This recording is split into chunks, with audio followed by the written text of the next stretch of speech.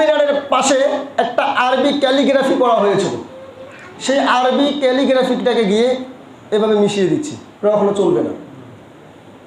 তাহলে কি এটা বৈষম্য হলো না? শাপলা চত্বরের মধ্যে সেখানে শহীদি চত্বর লিখে দেওয়া হয়েছিল যে এটাকে এখন চত্বর পরিবর্তন করে শহীদি চত্বর। আরে আবু সাইদ চত্বর যদি হতে পারে, শহীদি চত্বর কেন হবে না? সেখানে তো আমাদের শত শত ভাইয়ের রক্ত সেখানে এখনো ঘ্রাণ আসে নাকের মধ্যে।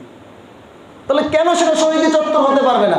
সেখানে শহীদি চত্বরের একটা ব্যানার লাগাতে গিয়েছে, সেখানে গিয়ে বাধা দিচ্ছে ছাত্রগুলো, বৈষম্য বিরোধী ছাত্র আন্দোলন যারা করেছে তারাই। তাহলে কি এটা বৈষম্য হলো না? তাহলে সর্বপ্রথম এই বাংলাদেশে, স্বাধীন এই বাংলাদেশে বৈষম্যের প্রথম শিকার হুজুররা। কারা? কথা বলে না, কারা? হুজুররা প্রথম শিকার। তাহলে এই বৈষম্য বিরোধী আন্দোলন করে আমাদের কি লাভ হলো? আরবি ক্যালিগ্রাফিতে তারা যে যুক্তিটা দাঁড় করিয়েছে যে শহীদ মিনারের পাশে আমরা 1952 সালে যুদ্ধ করেছি ভাষা আন্দোলনের জন্য, এখানে কোনো আরবি ক্যালিগ্রাফি চলবে না। আরে মজার মজা, ওইখানে যে শব্দটা, তো শহীদ শব্দটাই তো আরবি শব্দ। শহীদ শব্দটা যে আছে, এই শব্দটা কি শব্দ? এই শব্দটাই তো আরবি শব্দ। আর মিনার শব্দটা ফার্সি শব্দ। যদি না চলে তাহলে শহীদ মানে হলো মরা, আর মিনার মানে হইলো যে এই যে খুঁটি খুঁটি। তাহলে তো এটার নাম দেয় মরার খুঁটি, শহীদ মিনার নাম দিতে পারবি না, যেহেতু চলবে না। বাংলা লেখ, শহীদ মিনারের পরিবর্তে ওটা লিখবে মরার খুঁটি। যদি মরার খুঁটি হয় তাহলে আমাদের কোনো আপত্তি নেই। আর যদি মরার খুঁটি নাম সেখানে দিতে আপনাদের আপত্তি থাকে, তাহলে অবশ্যই অবশ্যই সেখানে আরবি ক্যালিগ্রাফি থাকবে, যেহেতু সেখানে শহীদ মিনার লেখা আছে। কথা হলো এটা। বৈষম্য অলরেডি শুরু হয়ে গিয়েছে, আর বৈষম্য তো আমরাও করতেছি। কি এখানে উপস্থিত এমন কোনো ব্যক্তি নেই কারো বাড়িতে একটা ঢিল ছুঁড়েছেন? নাই নাই নাই, বলবেন না, বলা দরকার নেই। আছে তো নাকি? মুখ থেকে শুধু এতটুকু বলেন যে আসি। তাহলে প্রথম বৈষম্য তো আপনিই করলেন, দেশকে আপনি স্বাধীন করেছেন। তাহলে প্রথম বৈষম্য তো আমিই করলাম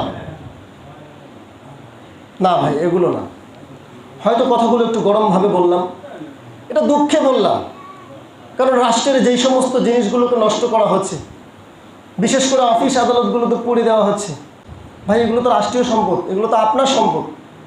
আপনি এখন ছিললেন, আপনি এখন নামিয়ে ফেললেন, এটা পরবর্তীতে যিনি আসবে তাকে তো আবার লাগাতে হবে।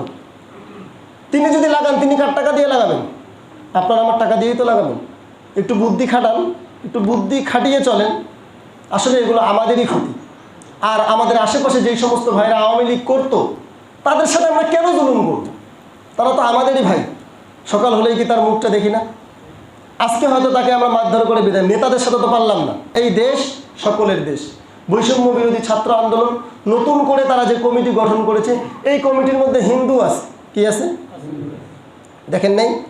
হিন্দু আছে তো, একজন বৌদ্ধ আছে, চাকমা হুজুরও একজন আছে, আছে না নাকি নাই?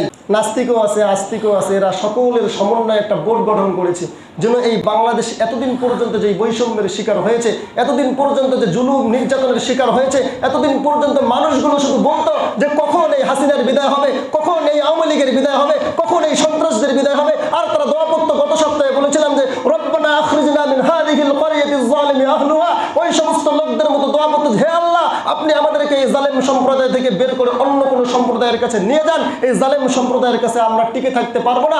আজ আল্লাহ তাআলা আমাদেরকে এর মাধ্যমে, বৈষম্য বিরোধী ছাত্র আন্দোলনের মাধ্যমে আমাদেরকে এখান থেকে বের করেছেন। আর এই বাংলাদেশের জন্য কখনো বৈষম্য না হয়, কি প্রতিজ্ঞা করতে পারি তো ইনশাল্লাহ? তাহলে কি বাড়ির পাশে আওয়ামী লীগকে বাড়িতে থাকতে দিব নাকি পিটাবো? এখন কি পিটাবো নাকি থাকতে দিব? দিব তো ইনশাল্লাহ। জি ভাই, আমরা বুকে টেনে নিই।